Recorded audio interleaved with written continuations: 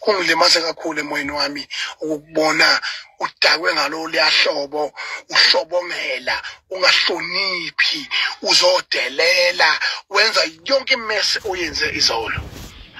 Mfana wami awuhloniphi, mfana wami awunangqondo, futhi lento yenzile ingenze ngalimala kakhulu emoyeni, akaze ngilale ngisho ingqondo yami ayisebenzisi ngamanje.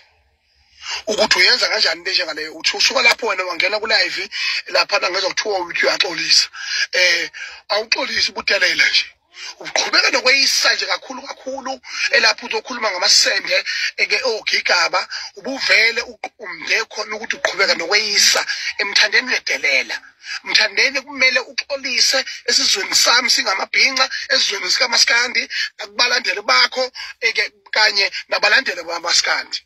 Mthandeni uyasidakelwa, mthandeni uyaseyisa, mthandeni usiphuza inyongo. Ngizokutshela mina manje mntakamashando, mina ukhuluma njengamanje ungizwe umlando kaMthuni.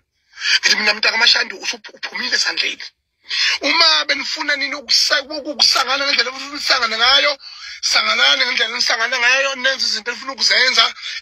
Mangabe wena ufuna ukuthi umcimbi ekangelo view nekhalazo kufanele umfonele, hayi ungeze lapha uyobonakala uwa nomkhaba lapha uzothi bhala kaxa phansi ongelo view Nigeria liyashukuma nalo lilwa nawe. Lamasimba nje besoboka lapha aphoxa uMaskandi kusasa, sothi uMaskandi awusupportwa kusasa, sothi uMaskandi awunakiwe uhulumeni, awunakiwe umasipala, kodwa futhi okwesibili wena umuntu omkhulu kabi endimeni kaMaskandi, uyinkunzi ujikelele, kodwa ukwazi ukuyophoxa abalandeli bakho, ukwazi ukuyophoxa udako utshwala, uphoxa isizwe sonke sababhinqa nesizwe sikaMaskandi. Abantu bekuthanda kangaka uma nje abantu bawelwa imthondo ngeke balale emalawini nesenzo sakho Mthandeni.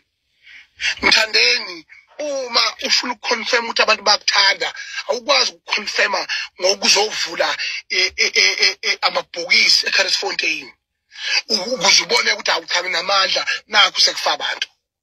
Sinomlando uMaskandi wokuthi kube khona abantu abalimalayo.